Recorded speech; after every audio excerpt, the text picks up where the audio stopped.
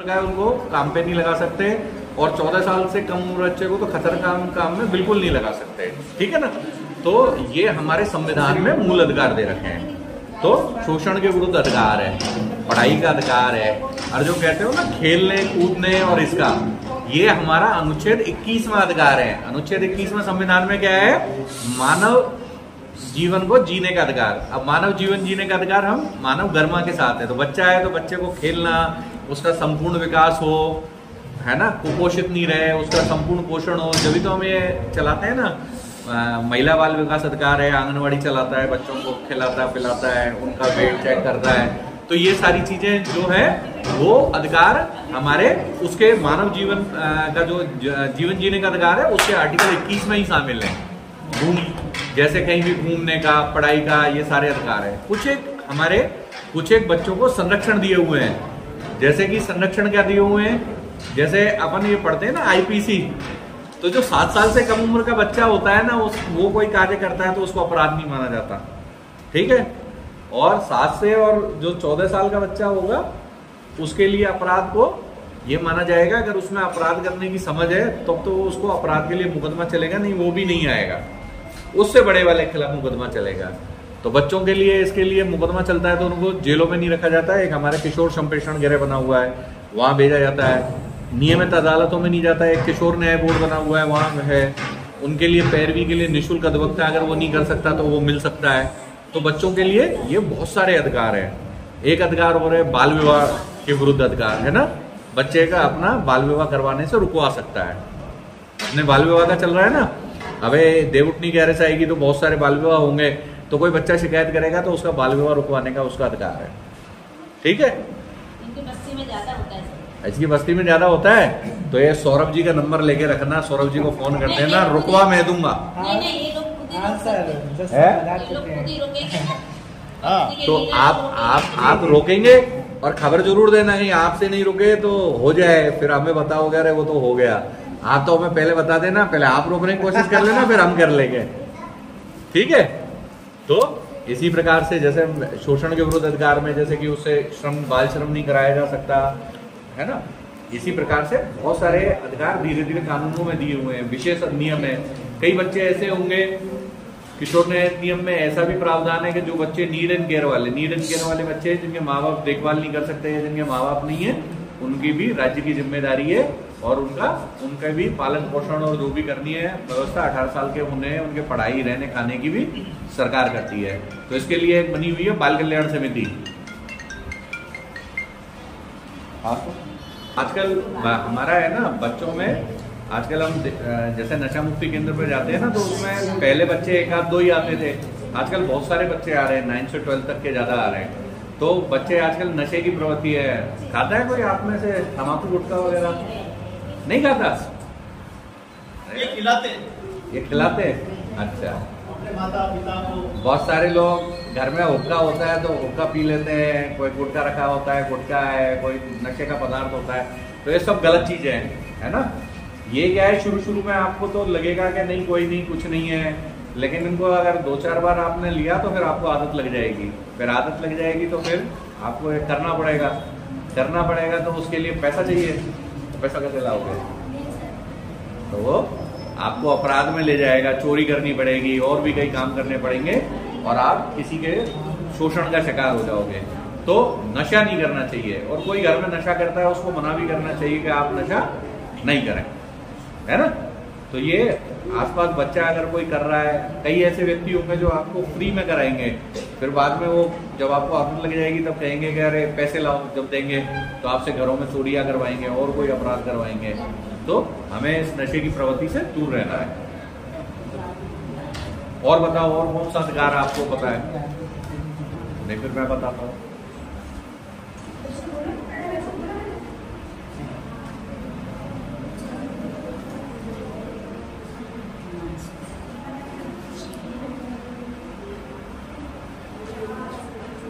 अच्छा, जैसे आपको कोई शिकायत करनी है ना, कोई आपसे बदमाशी करता है या कोई वो करता है, तो क्या कहाँ करोगे, किस नंबर पे करोगे, किस जगह जाके करोगे? बताओ, कोई बता सकता है? चाइल्ड लाइन तो बंद हो गई। चाइल्ड लाइन वापस चालू हो रही है, टेंडर हो रहे हैं उसके, दूसरी को दे रहे हैं। आजकल एक नंबर है 1098 था, अगर वो नहीं लगे ना तो आप 181 पे भी लगा सकते हैं, है ना, 100 नंबर पे भी लगा सकते हैं। ठीक है, बच्चों के लिए एक अधिनियम और बना है, पॉस्को एक्ट बना है ना। तो ये पॉस्को एक्ट में जो बच्चों से जो छेड़छाड़ और जो अपराध होते हैं ना, उनके लिए कठोर कानून बनाया गया है। तो इसमें अगर कोई बच्चा है, लड़का हो लड़की, 18 साल से कम उम्र का दोनों ही है, अगर उनके साथ कोई गलत व्यवहार करता है, आपको पढ़ाया होगा स्कूल में गुड टच बैड टच पढ़ाया ना, तो कोई बैड टच करता है या कोई गलत हरकत करता है तो आप उसकी शिकायत अपने, हाँ, तो ये जो भी कोई बैड टच करता है या गलत व्यवहार करता है, गलत व्यवहार का मतलब ऐसा है कि जो आपको अच्छा नहीं लगे आप असहज हो जाए, है ना, वही गुड बैड टच है और वही गलत व्यवहार है। तो ऐसा कोई व्यक्ति अगर आपके साथ करता है तो अपने पेरेंट्स को जरूर बताएं, अपने टीचर्स को जरूर बताएं, है ना। फिर वो क्या है, उसकी कंप्लेंट थाने में करेंगे या उसकी शिकायत करेंगे कहीं, तो उसका मुकदमा चलेगा। तो ये सभी जो अपराध है ना पॉस्को एक्ट में कवर होते हैं। तो ये पॉस्को एक्ट में कठोर सजा के प्रावधान रखे गए हैं। तो हाँ,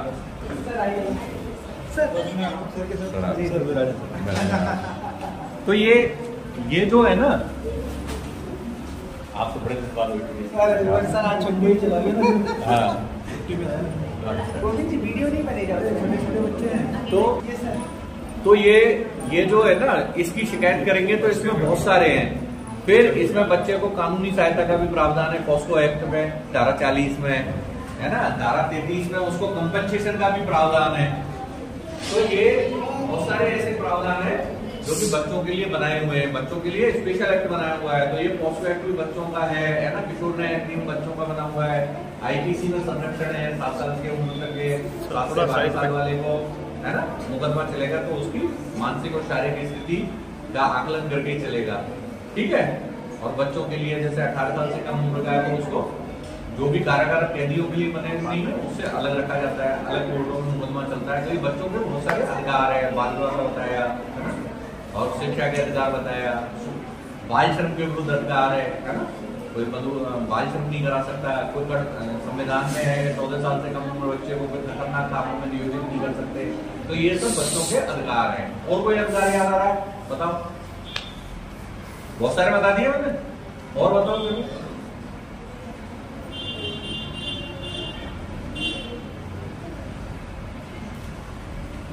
नहीं याद आ रहा? चलो, अब अधिकार तो मैंने बता दिया, अब कर्तव्य कौन बताएगा? आपके क्या क्या कर्तव्य हैं? कर्तव्य बताओ। ये मैं नहीं बताऊंगा, ये आपको ही बताना है।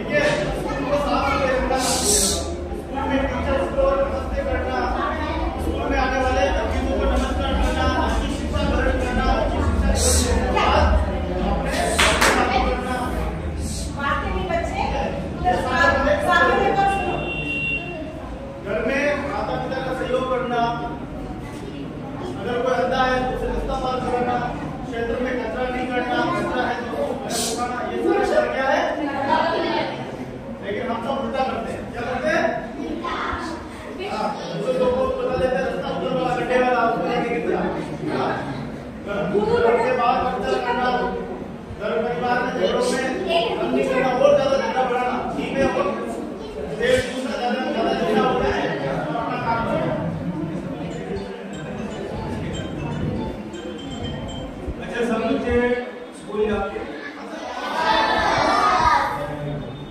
स्कूल में क्यों जाते हैं? स्कूल में और क्या करने जाते हैं? स्कूल में पढ़ने, पढ़ाई क्यों जरूरी होती है? पढ़ने जाते हो ना, पढ़ाई क्यों जरूरी होती है? ये भी तो बताओ। कौन बताएगा? हाथ बताएगा।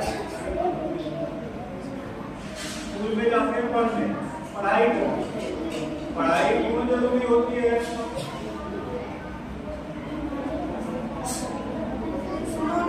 ये तो सबको मालूम होना चाहिए ना।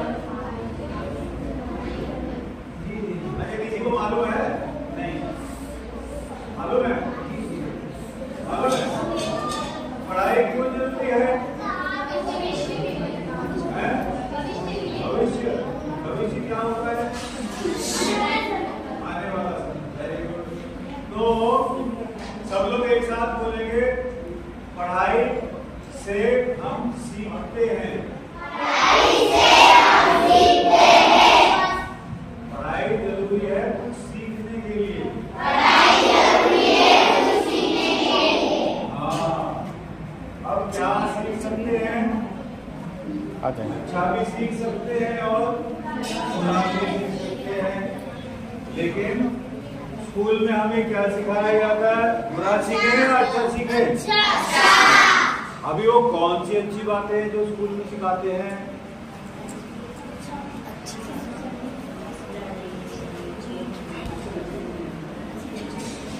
सब बच्चों को टाइम से उठना है, टाइम से खाना खाना है, अपना बैग खुद लगाना है, मम्मी पापा की घर पे काम में मदद करनी है, मम्मी पापा को तंग नहीं करना, सब लोगों के साथ दोस्ती से रहना है। बड़े लोगों को क्या करना है? बड़े लोगों के साथ आपको सिखाते हैं ना स्कूल में, जो हमारे घर में बड़े लोग हैं उनके साथ कैसे बात करनी है? सम्मान। अब ये सम्मान क्या होता है? सबको नमस्ते करनी है। हाँ बेटा इधर ध्यान दो। सबको नमस्ते करनी है, बड़े लोगों को करनी है कि नहीं? और उनके पाँव छूने हैं, उनका आशीर्वाद लेना है। और जो बुजुर्ग लोग हैं हमारे घर में, हमारे दादा हैं, दादी हैं, उनका खास ध्यान रखना है। खास ध्यान रखना है क्योंकि वो बूढ़े हो गए, हम भी बूढ़े होंगे, वही लोग हमारा भविष्य है। हमारा भविष्य क्या है कि हम भी कभी न कभी बूढ़े होंगे, और जब बूढ़े होंगे तो कमजोर हो जाएंगे। गोविंद जी थोड़ा सा शांति। जब बूढ़े हो जाते हैं तो कमजोर हो जाते हैं ना, तो हम कुछ कर नहीं पाते। लेकिन हमें सारी चीजों की जरूरत तब भी होती है। तो जो हम सीखेंगे स्कूल में, उस सीख से जो हम अपने लिए कर पाएंगे वो काम आएगा हमें जब हम बूढ़े होंगे कि नहीं? तो जब हम बूढ़े होते हैं कपड़ा तो तब भी चाहिए, खाना तो तब भी चाहिए, या नहीं चाहिए? लेकिन शरीर काम नहीं कर पाता। तो इसलिए हमें पढ़ाई से जो सीख मिलती है वो भविष्य बनाने के लिए जरूरी है कि नहीं? और दूसरी बात, खेल भी जरूरी है साथ साथ। क्या जरूरी है? कौन कौन खेलता है?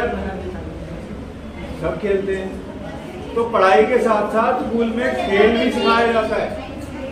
सिखाया जाता है नहीं? खेलने से क्या होता है?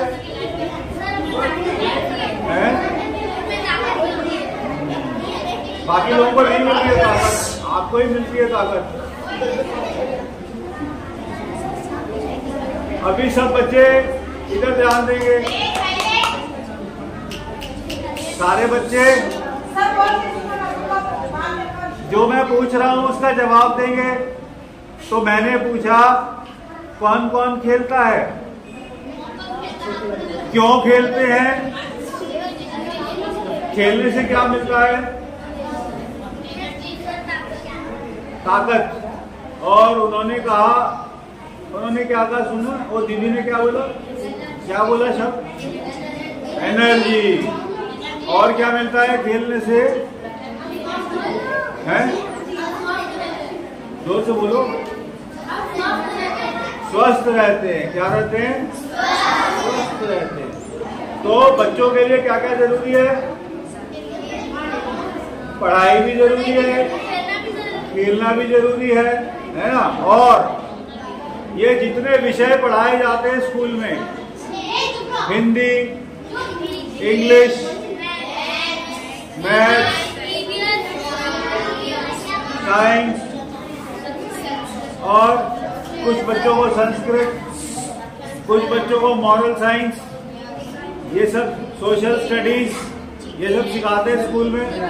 जीके, ये सारे सब्जेक्ट पढ़ने बहुत जरूरी है कि नहीं? अगर किसी में कम नंबर आते हैं तो फिर हम दूसरी क्लास में नहीं जा पाते, हमारा पूरा साल खराब हो जाता है।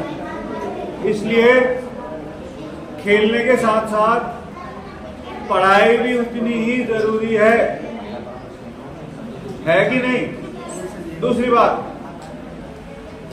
आजकल छोटे बच्चे जो हैं उनको एक बात का ध्यान रखना पड़ेगा। छोटे बच्चों को एक बात का खास ध्यान रखना पड़ेगा। आपको स्कूल में सिखाया है good touch, bad touch, good touch, bad touch सिखाया गया है। किसको आता है? बैड टच क्या है? तो बताओ।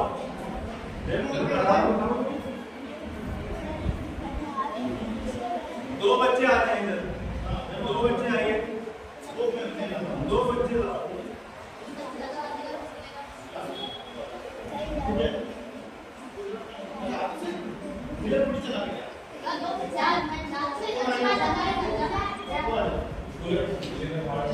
Very good. अभी ये दोनों बच्चे एक दूसरे से हाथ मिलाएंगे, हैंडशेक करो बेटा। ये गुड टच है और बैड टच है? अब एक बच्चा दूसरे के सिर पे हाथ लगाएगा। ये गुड टच है और बैड टच है?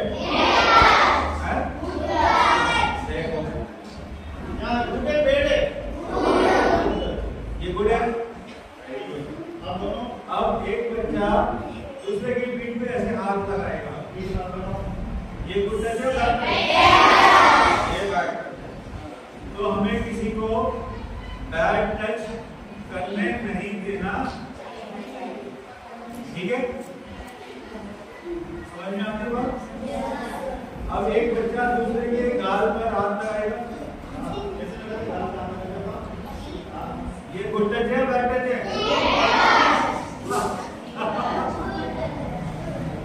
कैसा लगा? ये थोड़ा सा टच था, है ना? और इसके पीछे कोई गंदी बात नहीं है, तो ये गुड टच है। ये दोनों दोस्तों के बीच में होता है, ये दोस्त की तरह एक दूसरे को छू रहे हैं, तो ये गुड टच है। लेकिन अगर बहुत ज्यादा ऐसे ऐसे करेगा, ऐसे ऐसे करेगा तो ये अगर ये अभी ये कैसा टच है?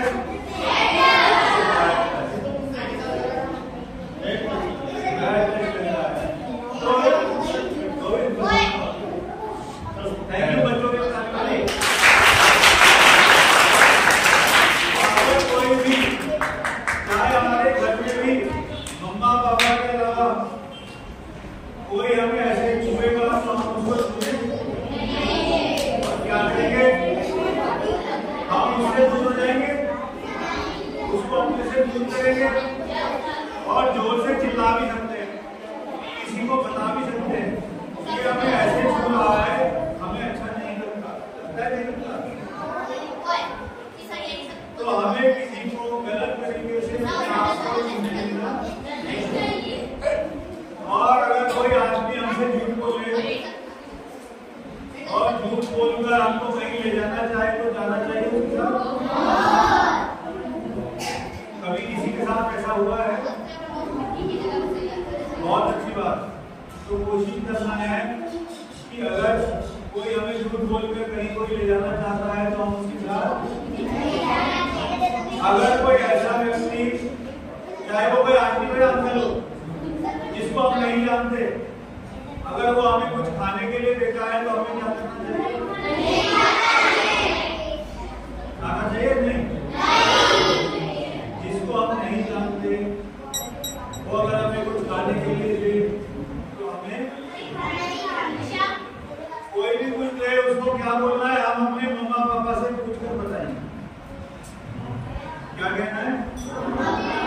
अपने मम्मी पापा से पहले पूछेंगे ये हमें खाना है नहीं खाना है, आपके साथ जाना है नहीं जाना है, बिना उनसे पूछे कोई भी काम नहीं करना है।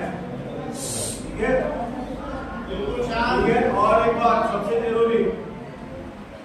जरूरी बात बता रहा हूं, क्या है?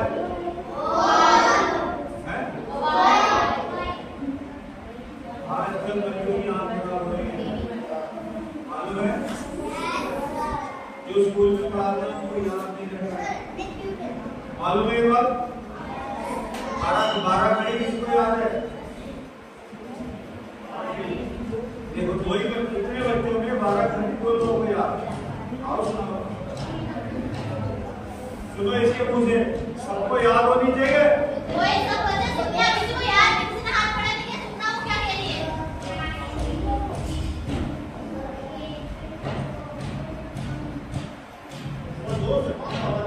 बेटा जोर से बोलो।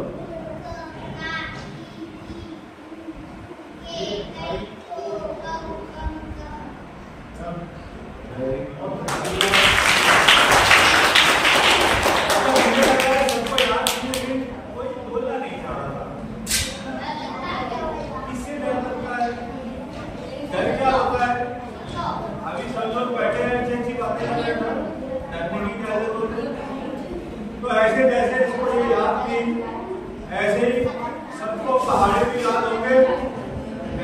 कितने तक आते? कितने तक आते? अच्छा 5 तक किसको आते? अच्छा 8 तक टेबल्स किसको आती है? क्या बोलते हैं? पहाड़े टेबल्स, मल्टीप्लिकेशन टेबल। 10 तक किसको आती है? अच्छा चलो ठीक है।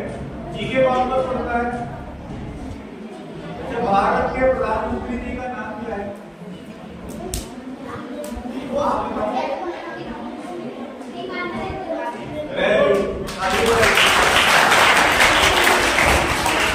एक बार और इसे बताऊंगा दीजिए।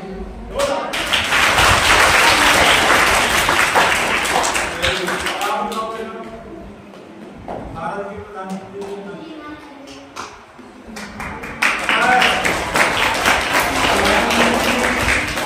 नाम लेने के पहले ये और अभी जो श्रीमान शब्द है ये आदर वाला शब्द है। कोई बड़ा व्यक्ति होता है तो उनसे क्या होता है? इसलिए मैंने 2 बार बात की। अच्छा भारत के राष्ट्रपति का नाम किसको मालूम? राष्ट्रपति का नाम याद करो, याद है तो बताओ। भारत के राष्ट्रपति का नाम आपको किसको मालूम है?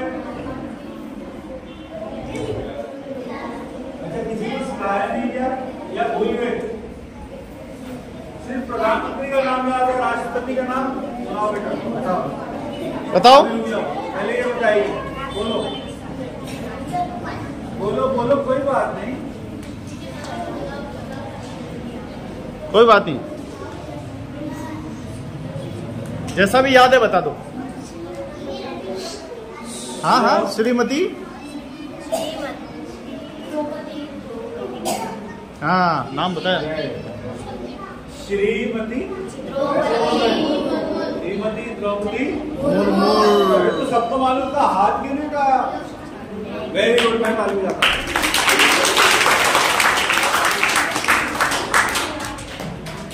अच्छा, आपने अपने स्कूल का नाम मालूम है सबको?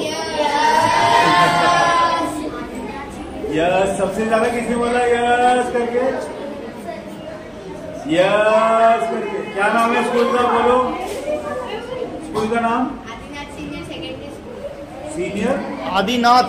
अच्छा, सेकेंडरी क्या होता है? सेकेंडरी क्या होता है? सेकेंडरी स्कूल किसको बोलते हैं? जो कितनी क्लास तक होता है? 12th तक। 10th तक। Senior secondary. आप लोग बड़े होकर क्या बनना चाहते हो? हाथ उठाकर आएंगे करके पूछो। आप बताओ बेटा। हाँ, आप बताओ। क्या? डॉक्टर? वाह भाई वाह। किसके डॉक्टर? क्या आपने सोचा है कि किस चीज का डॉक्टर बनना है? या डॉक्टर बनना है? वो बाद में सोचेंगे किसका बनना है। हाँ। बोल सकते हो तो आपको डॉक्टर बनना है। वेरी गुड, आपने तो बताया नहीं। बोलो क्या बनना है? Army officer.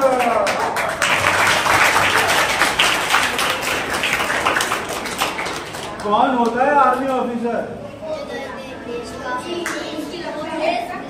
जो वेरी गुड। अच्छा, और आपको क्यों बनना है? देश की रक्षा करने के लिए। Very good. और कौन कौन क्या बनना चाहता है? हाथ उठा के बताने से कुछ बच्चे। आप क्या बनोगे? क्या सोचा है? नहीं बताना। अच्छा, कोई ये नहीं कह रहा कि मुझे बहुत बड़ा क्रिकेट का खिलाड़ी बनना है, सचिन तेंदुलकर की तरह। या आपको क्या बनना है? बोलो बोलो बेटा, बोलो। अच्छा, आप बोलो। चलो, आप बहुत देर से आपको रोक दिया। हाँ, बोलो।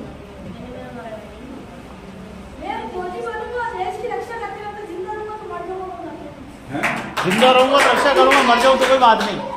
फौजी बनूंगा, देश की रक्षा करते मर जाऊं तो कोई बात नहीं। देश की रक्षा करूंगा और मरते जाऊं तो अपना साथ दूंगा। ये अच्छी बात है, बहुत जोरदार बात है। तो आपको पता है फौजी 3 तरह के होते हैं। हाँ। 3 तरह की फौज है हमारे यहाँ। किसी को पता है? जो आर्मी में जाना चाह रहे हैं फौज में, उनको पता है 3 तरह की फौज है हमारे देश में। कौन कौन सी है? हाँ। आराम से बताओ। कौन सी है? ये क्वेश्चन का आंसर कौन देगा? मैंने हिंट दे दिया है। 3 तरह की फौज है। कोई नहीं, बड़े बता कौन सी? बड़े बता सकता हूँ। है? 3 तरह की मिलिट्री होती है। कौन कौन सी होती है? कौन सी? आपको मालूम है? जोर से बोलो। देखो, खेलते हो तो इतनी जोर से चिल्लाते हो। हाँ। कमांडो वाली फौज। हाँ, फिर और तो देखो, एक होते हैं वो फौज जो हम बोलते हैं आर्मी। क्या बोलते हैं? आर्मी। इसको बोलते हैं थल सेना। कौन सी सेना? थल, जो जमीन पे लड़ाई करती है। एक होती है नेवी। नेवी वो कौन सी सेना होती है? जल सेना। कौन सी सेना? जल सेना। और एक होती है वायु सेना। तो ये भी तय कर लो, जो लोग फौज में जाना चाहते हैं, जल सेना में जाना है, नभ सेना में या थल सेना। आप क्लियर है? ठीक है, ये बात क्लियर है।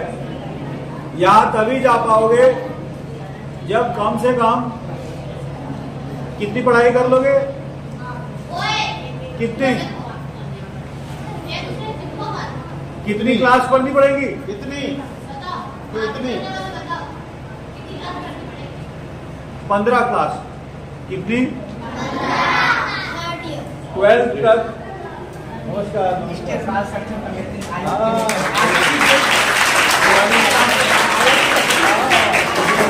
आप सभी को सबसे पहले तो बाल दिवस की बहुत बहुत अनेक शुभकामनाएं।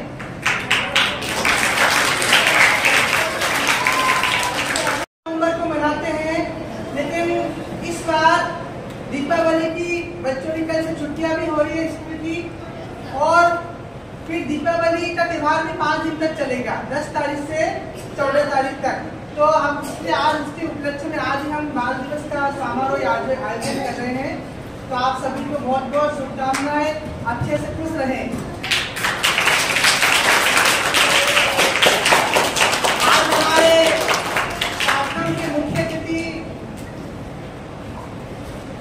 आज हमारे कार्यक्रम के मुख्य अतिथि श्रीमान ध्रुव कुमार जी कलिया साहब, जो माननीय सदस्य है बाल संरक्षण आयोग राजस्थान सरकार जयपुर, आज पधार सके जोरदार तालियों आपसे हमारे बाल दिवस के उपलक्ष्य में आयोजित कार्यक्रम की अध्यक्षता कर रहे श्रीमान कुलदीप शर्मा साहब, जो माननीय अपर जिला सेशन न्यायाधीश एवं कार्यक्रम में विशेष अतिथि रूप में पधारे श्रीमान पुनीत जी गौतम साहब, जो माननीय जोनल डायरेक्टर है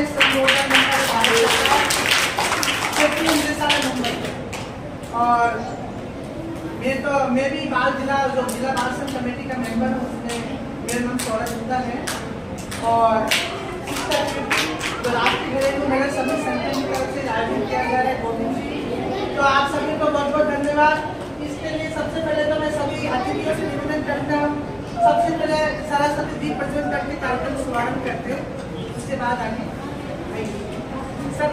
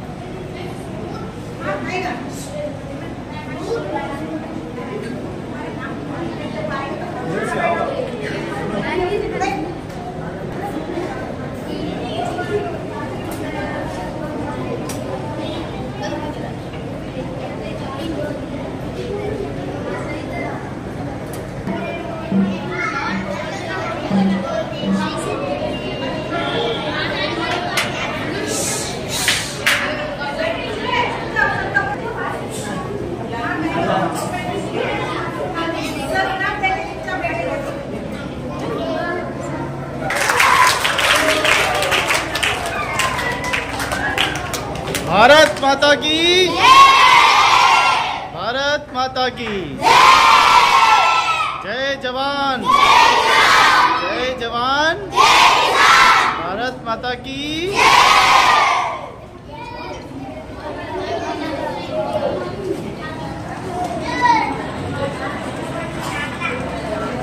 सरस्वती दीप प्रज्वलन किया और हमारे प्यारे बच्चों के सामने सुनिए बच्चों, तो बहुत बहुत धन्यवाद संजय कृषि करोगा। और हमारे भारत के प्रथम प्रधानमंत्री पंडित जवाहरलाल नेहरू जी, जिनके जन्मदिन के उपलक्ष्य में हम बाल दिवस पूरा भारतवर्ष मनाता है, उनका भी आज हमने माल्यार्पण करके उनका भी हमने इस अवसर पर अपनी श्रद्धांजलि अर्पित की। अब इसी कड़ी में आज हमारे कार्यक्रम के मुख्य अतिथि श्रीमान जी, आज बच्चों का दिन है, तो आज बच्चे ही हमारे अतिथियों का सम्मान करेंगे। तो इसलिए मैं आज के हमारे कार्यक्रम के मुख्य अतिथि श्रीमान ध्रुव कुमार कलिया साहब, माननीय सदस्य बाल संरक्षण आयोग राजस्थान सरकार स्वागत के लिए मैं भावना बावरी को आमंत्रित करूंगा। भावना बावरी आए और आज के हमारे कार्यक्रम के मुख्य अतिथि का माल्यार्पण स्वागत करें। भावना बावरी।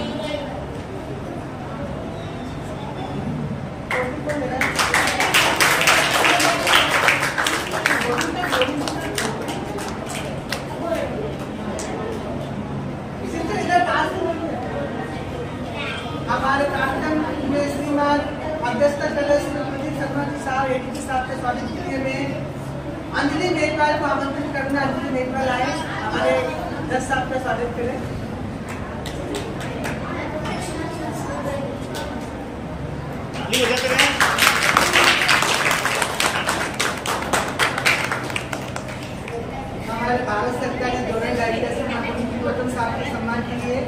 यात्री भटनागर से आमंत्रित करूंगा। आए यात्री भटनागर, हमारे जोड़े डायरेक्टर साहब का आह्वान करें। बच्चों के लिए बाल दिवस पे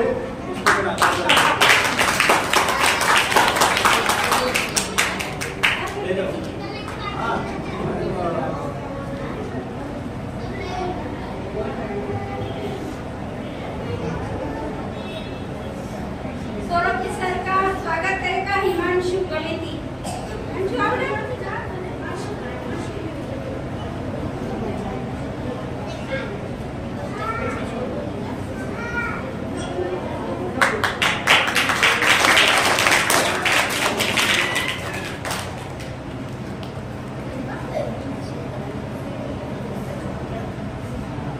इसी कड़ी में श्रीमान गोविंद लाल जी और जो अध्यक्ष आराम निर्माण मंत्री सुरक्षा संघ के उनके सम्मान के लिए मैं हितेश को आमंत्रित करने हितेश आए, गोविंद सिंह का सम्मान करें।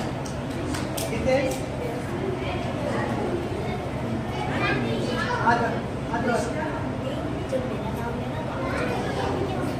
सिस्टर के सम्मान से हंसिता को आमंत्रित करें। हंसिता आए, हंसिता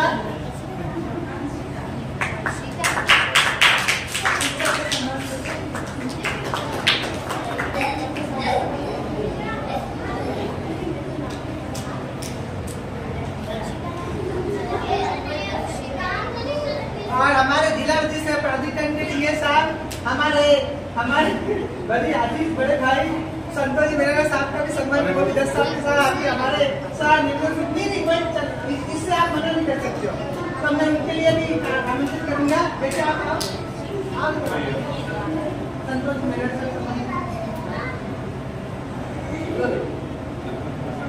अरे आओ बच्चों के हाथ से पेड़ा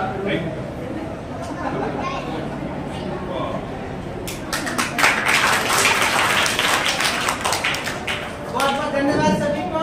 अब इसी कड़ी में मैं सिस्टर से सबसे पहले तो मैं रेखा जी जो राष्ट्रीय घरेलू महिला समिति संगठन के अध्यक्ष हैं, उनसे आग्रह करूंगा कि वो अतिथियों और प्यारे बच्चों के सम्मान में जो शब्द कहें। रेखा जी घटना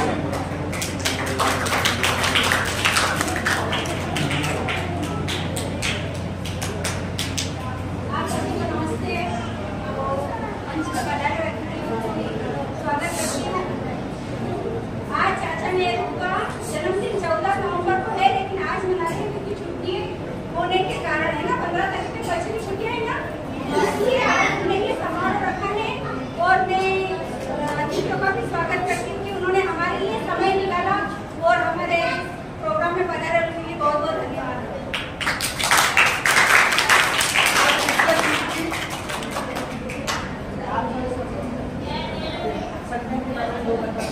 तो सिस्टर कीर्ति जो राष्ट्रीय घरेलू महिला समिति संगठन के द्वारा आयोजन किया जा रहा प्रोग्राम, उसके बारे में थोड़ा संगठन के बारे में आपको अवगत कराएंगे। उसके बाद हमारे जोड़े डायरेक्टर साहब आपसे बात करेंगे। सबसे पहले हम लोग अतिथि जो हमारे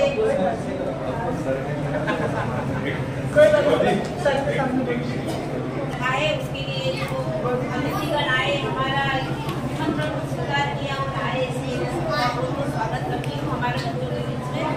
और बच्चों को भी बोलती हूँ कि देखो हमारा ये प्रोग्राम है राष्ट्रीय घरेलू महिला समिति संगठन, तो जो बच्चे जिसकी माताएं घरों में झाड़ू पोछा कपड़ा बर्तन के लिए जाती है, उन्हीं के बच्चों को हम संगठन के माध्यम से एक छोटा सा प्रोग्राम करते हैं बच्चों के साथ में, तो उनको भी इनका भी शारीरिक मानसिक और आध्यात्मिक विकास हो, इसलिए हम बच्चों के लिए भी कुछ प्रोग्राम रखते हैं।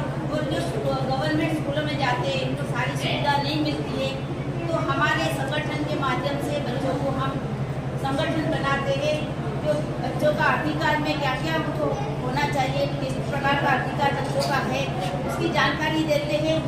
और ये सब अलग अलग समय पर इनके लिए कुछ प्रोग्राम रखकर इनको और भी आगे बढ़ाने के लिए हम कोशिश करते हैं। तो इसके उपलक्ष्य में हमने आज के दिन बाल दिवस मनाने का जो प्रोग्राम रखा है और आप लोगों को निमंत्रित किया है। तो हम चाहते हैं कि आपके अच्छे वचनों के द्वारा बच्चों को प्रोत्साहन करें, ये मेरी एक कामना है।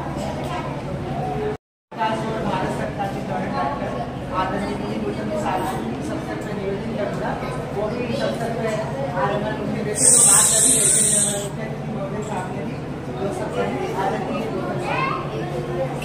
सारे बच्चे ध्यान से सुनेंगे थोड़ी देर और। तो आदरणीय गुरदीप जी, ध्रुव जी, शिक्षक जी, गौरव जी, गोविंद जी और सारे प्यारे प्यारे बच्चों, तो मैं अतिथि नहीं हूँ, क्योंकि अतिथि वो होता है जो बिना तिथि के आ जाए, तो मुझे आमंत्रित किया गया है। और दूसरी बात, मैं यह भी नहीं चाहता अतिथि कह के हमारे और इस संगठन के बीच में दूरियां बढ़े, तो इन दो नातों से मैं अतिथि नहीं होना चाहता। इस जगह और इस संगठन के साथ आपके मम्मियों से भी, पापा से, लोग से भी हम लोग मिलने आते रहते हैं, उन लोगों की भी मीटिंग होती है। तो सब काम करते हैं और काम करने से हमें अधिकार मिलता है। क्या मिलता है? जो कोई काम नहीं करता उससे कोई कुछ नहीं पूछता, लेकिन जब कोई काम करता है तो घर में उससे पूछा जाता है। जब कोई बच्चा अच्छे पढ़ाई करता है तो मम्मी पापा उससे ही पूछते हैं। और इसीलिए हम सबको आगे जाकर जितने भी सपने आपके पूरे हैं वो आपके स्कूल की पढ़ाई पूरा करेंगे। इसलिए मुख्य बात है कि स्कूल की पढ़ाई पूरी करें। यही चीज पंडित जवाहरलाल नेहरू हमेशा से कहते थे। आजादी के बाद जब प्रधानमंत्री बने तो उनको मालूम था कि उनसे अकेले कुछ होने वाला नहीं, इसलिए उन्होंने बहुत बड़ी संस्थाएं बनाई। उन्होंने प्लानिंग कमीशन, योजना आयोग बनाया, फिर पंचवर्षीय योजनाएं बननी शुरू हुई, जिसके तहत भारत में बहुत बड़े बड़े काम हुए और बच्चों से वो बहुत प्यार करते थे। इसीलिए बच्चे उनको प्यार से चाचा नेहरू भी कहते हैं। और उन्होंने खुद कानून की पढ़ाई पढ़ी थी, और कानून की पढ़ाई जो है विदेश में पढ़नी पड़ती थी, क्योंकि शायद मेरे ख्याल से बाहर उस समय बैरिस्टर बाहर ही होते थे, और इसलिए उन्होंने कानून को समझा। आप सबके लिए भी जितने कानून हैं आज सब लोगों ने वो भी बताने की आपको कोशिश की कि चाहे वो आपके प्रति हिंसा हो या किसी तरह का अपराध हो या शिक्षा कोई न दे रहा हो आपको, सब कानून बन चुका है। इसलिए उसकी जानकारी भी हमें हो, इसलिए आपको बुलाया जाता है। हमें पता है आप बहुत छोटे, इन सब बातों को धीरे धीरे समझेंगे, लेकिन ये निरंतर अगर ये बातें आपके बीच में हम करते रहे तो आपके अंदर समझ पैदा होगी। आप लोग भी जितनी जहां से जो चीज सीखने को मिले, सीखने का प्रयास हम करें, और ये कोशिश करें कि हम देश का सबसे पहले अच्छा नागरिक बने, समाज के बहुत अच्छे सदस्य बने, बहुत अच्छे स्कूल में पढ़ने वाले बच्चे बने।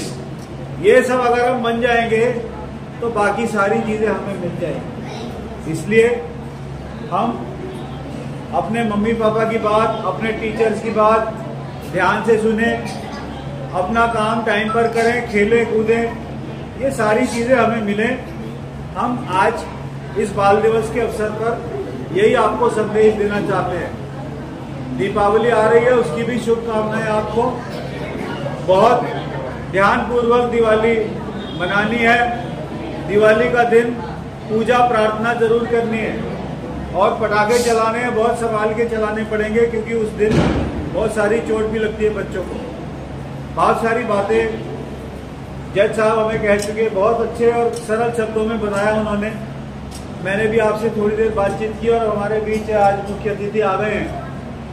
उदयपुर में सबसे बड़ी जो समिति है आप ही लोगों के लिए बनी है, और उसी के दिशा निर्देश में आगे जितने काम होने हैं, आपके लिए क्या क्या किया जा रहा है, क्या क्या सोचा जा रहा है, ये समिति क्यों बनी है, इस सब के बारे में मैं चाहता हूँ वो आपको आसान शब्दों में बताएं।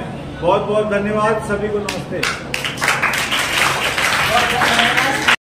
अब इसी कड़ी में हम बच्चों का इस अवसर पर डांस देखेंगे। तो भव्या है, भव्या अपना डांस प्रस्तुति करेगी। भव्या के आनंद जब का आए और ये डांस गाना है, आ जाए भव्या। और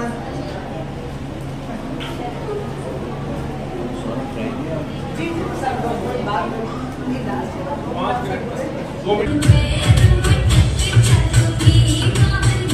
बाहर नहीं जाना, बिल्कुल इस कंपाउंड के अंदर ही एक अपन को लाइन बनाना 3-3 पंक्ति में। और हम रैली के द्वारा ये संदेश देना चाहते हैं कि बाल दिवस हम हम बाल दिवस पे अपने अधिकारी के प्रति सजग रहेंगे। हमारे जज साहब ने बाल विवाह नहीं करेंगे, बाल विवाह नहीं करेंगे, सूचना देंगे। जज साहब ने जो आपको जानकारी दी, सर ने पुनीत जी ने दी, उस जानकारी का भरपूर फायदा उठाएंगे और हम सावधान रहेंगे, सतर्क रहेंगे। ठीक है, तो आइए हम सभी बाहर चलते आइए। राधे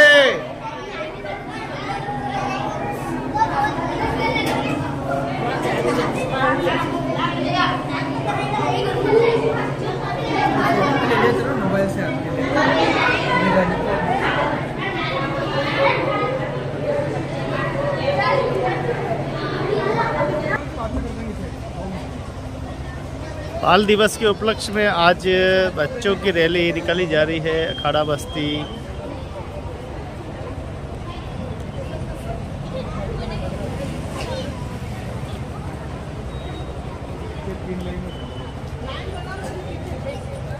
सर बता दें प्लीज।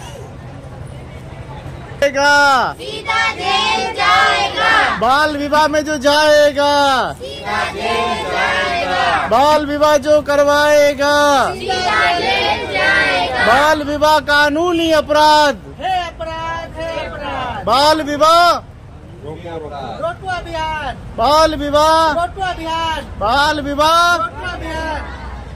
बाल विवाह जो रचाएगा, सीधा जेल में जाएगा। बाल विवाह जो करवाएगा, सीधा जेल जाएगा। घोड़ी वाला जेल में, पंडित जी, जेल में, खाने वाले, जेल में, आने वाले, जेल में, नाचने वाले, जेल में, बाल विवाह जो करवाएगा, बाल मजदूरी जो करवाएगा, सीधा जेल जाएगा। बाल श्रम से करवाएगा, सीधा जेल जाएगा। एक नशे वाला सब करा दे। और थोड़ा गेप कर दो बेटा, ऐसे है ना। ऐसे ही आप कर दो। प्यारे बच्चों, आगे एक डांस है, डांस करेगा हमारे मुख्य अतिथि माननीय कबीर साहब आपके विराजमान हैं।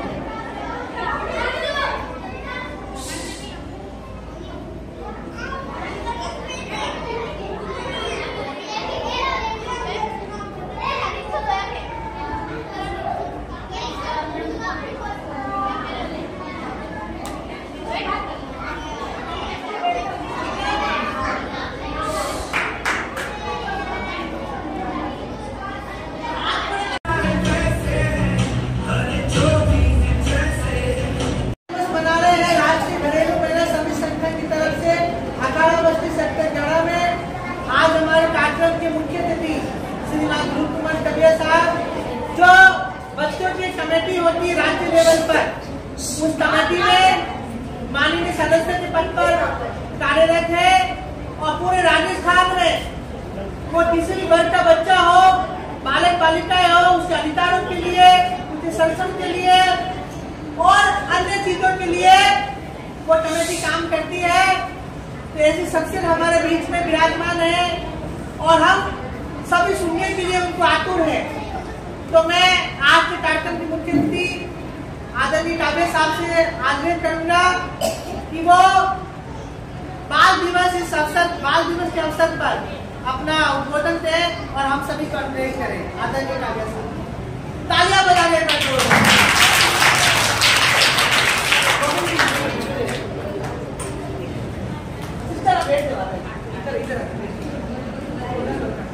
सिस्टर रेखा जी, आप खड़े हो जाओ, इधर आ जाओ, आप भी आ जाओ।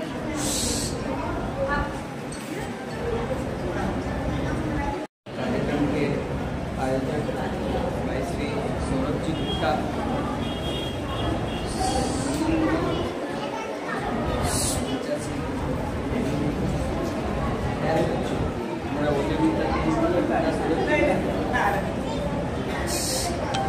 आप लोग आगे मत कीजिए, सर को सुनिए।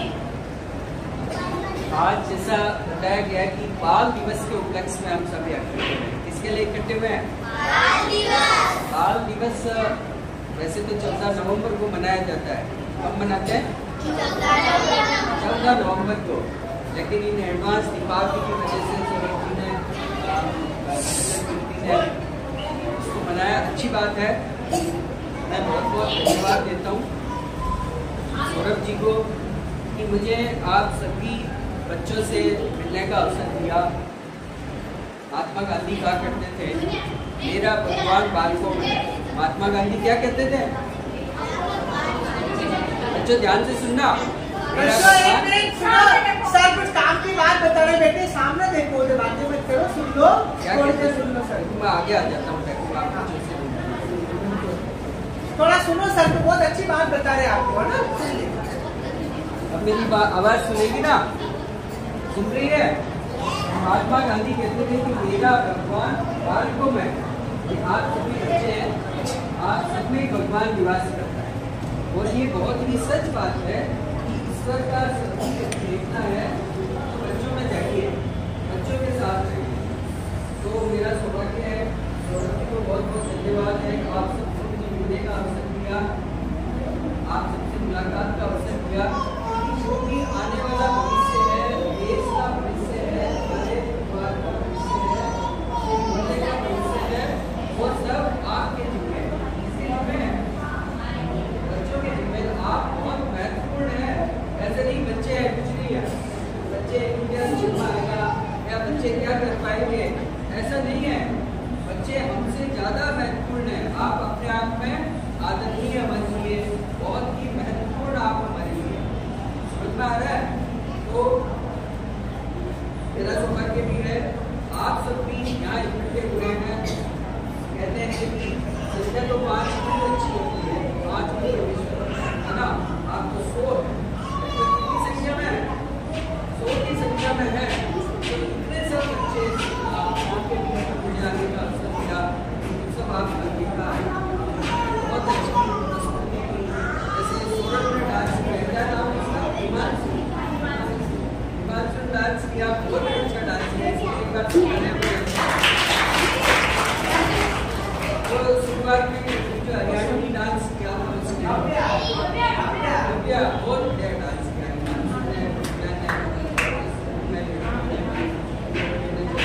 तो सभी ने इतनी बढ़िया प्रस्तुति दी, तो मैं समझता हूँ यदि सबको खुशी है, बच्चे की खुशी है, तो हमारे लिए सबसे बड़ी संगत ये है कि तुम्हें अच्छा लगे। समझ गए? मेरा आज का कहने का ये है, हम सब जो बच्चे हैं, दीपावली मनाए गए, बाल में सुन मेरी बात, हेलो पीछे मेरी बात, दीपावली मनाए गए हम सब, आपको लोग गिफ्ट देंगे, कोई मिठाई लाएगा, अलग अलग गिफ्ट। और जो कोई आपको गिफ्ट देता है तो उसके बदले में हम रिटर्न गिफ्ट देते हैं। ये सिस्टम है नहीं है रिटर्न गिफ्ट देने का, ये सिस्टम है। क्यों रिटर्न गिफ्ट देते नहीं देते? कौन सी क्लास में पढ़ते हो? पढ़ती नहीं पढ़ती हो? पढ़ती हो? कौन सी क्लास में? 9th में पढ़ती। कहाँ पढ़ती हो? अगर तुम्हें रिटर्न गिफ्ट देना पड़े, क्या गिफ्ट दो बताओ? जैसे सोशल जी ने इतना अच्छा कार्यक्रम किया, हमारे लिए इतने अच्छे है, तो उनको धन्यवाद ज्ञापित करने के लिए क्या रिटर्न गिफ्ट दोगे? बताओ, इसमें बता सकता है कि रिटर्न गिफ्ट क्या लेंगे आप? बता लेंगे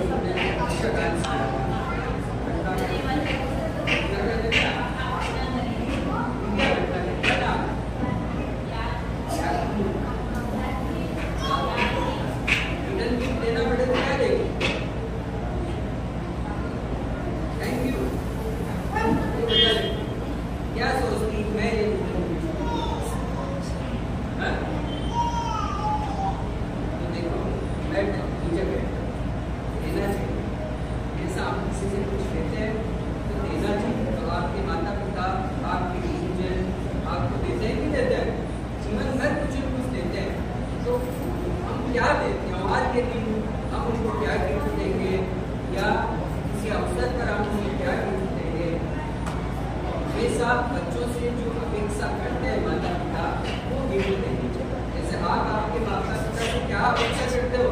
कि हमें अच्छे कपड़े ला दे, अच्छे जूते ला दे, मेरी मोटरसाइकिल लेकर के आ जाए, ये अपेक्षा करते हैं ना। बड़े को आपको देते तो खुशी होती है। तो आपके माता पिता और समाज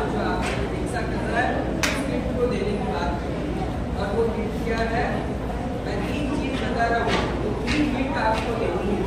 क्या बता रहा हूँ मैं? 3 चीज है जीवन में, 3 चीज अगर आप देते हैं, पहला है शिक्षा। पहला क्या है? यदि आप शिक्षित हो जाएंगे तो समझिए आप आपके माता पिता गुरुजनों को बहुत बड़ा गिफ्ट है कि आपने बहुत अच्छी शिक्षा ग्रहण की। शिक्षा बहुत विशद है, उसमें नहीं जाएंगे, लेकिन शिक्षा।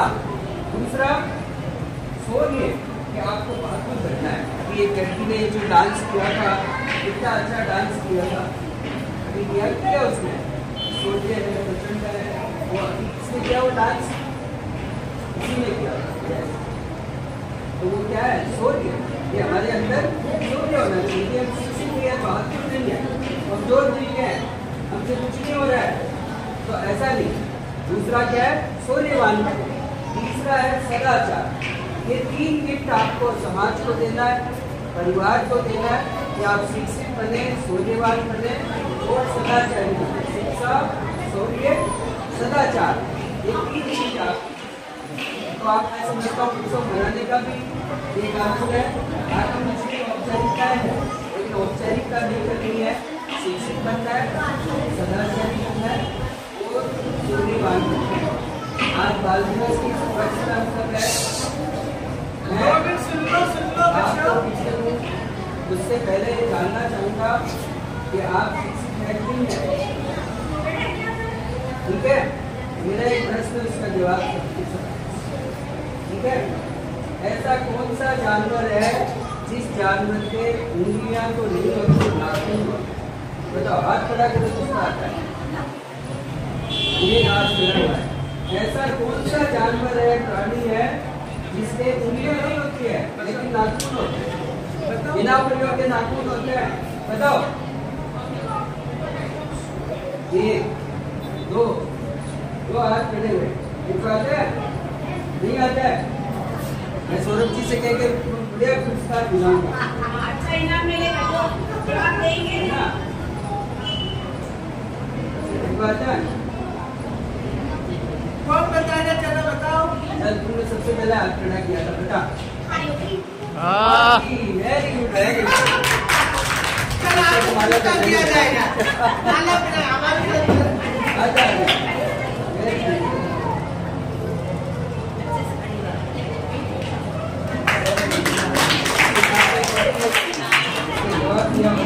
अच्छा इनाम मिलेगा। हाँ सर, आपके इनाम दिलाएंगे।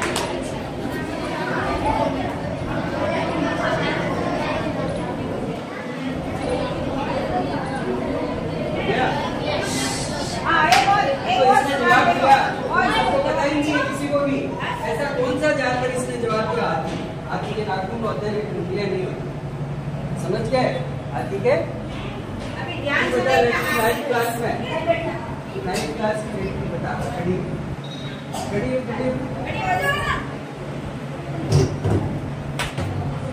मेरे पास 6 अंडे हैं। कितने? 6 अंडे। सुनना सभी भी, 2 मैंने फोड़े, 2 मैंने पकाए और 2 मैंने खाए। कितने बच गए? कुछ नहीं बचा। वेरी गुड, मुझे जवाब है कुछ नहीं। तुम भी क्या जवाब देगी? 0। और कोई बताएगा? 4 अंडे होंगे। खड़ा हो करके नाम से क्या नाम है? खड़ा इधर आ जाए, इधर आ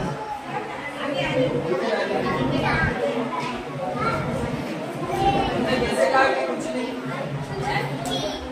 उसने जवाब दिया ना कुछ नहीं। कैसे कुछ नहीं?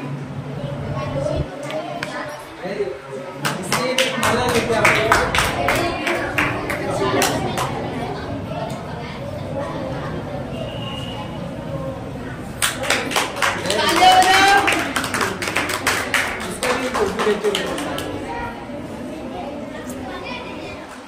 देखो, इसने जवाब दिया कि 4 अंडे। तुमने जवाब दिया, इसका मतलब क्या है? अपने आप को बहुत कॉन्शियस रखने की जरूरत है, सजग रखने की जरूरत है। जो परीक्षा देते हैं ना आगे, कलेक्टर की, IAS IAS, वो खाली किताब पढ़ने से नहीं पास होता है। वो उसको कहते हैं IQ। क्या कहते हैं? IQ level, intelligence security. आपकी दिमाग की जो है, मैंने क्या कहा? 6 अंडे हैं, मैंने 2 फोड़े, 2 पकाए, 2 खाए। तो फोड़े वही तो पकेंगे ना। और वही मैंने खाली तो 4 बचे ना, समझ गए? 2 फोड़े, फिर वो फोड़े हुए पकेंगे और 2 मैंने खाली है, समझ गया? इसको बोलते हैं आलू।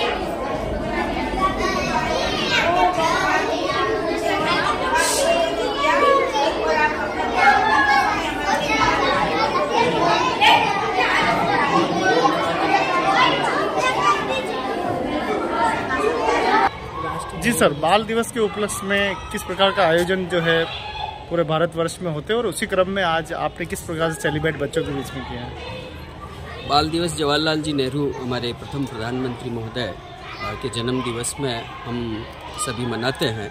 तो इसी पर जो घरेलू कामकाजी जो महिलाएं हैं उनके बच्चों को आज उदयपुर के अंदर श्री सौरभ जी गुप्ता, कीर्ति सिस्टर, इन लोगों के प्रयास से सारे बच्चों को इकट्ठा करके आज यहाँ पर कार्यक्रम किया गया है। बच्चों के साथ सांस्कृतिक कार्यक्रम, अतिथियों का उद्बोधन और उनको कुछ प्रेरक प्रसंग बच्चों के साथ में चर्चाएं की, बच्चों से प्रश्नोत्तर भी किए गए, उनकी प्रतियोगिताएं भी की गई और बड़ा आनंद का माहौल रहा।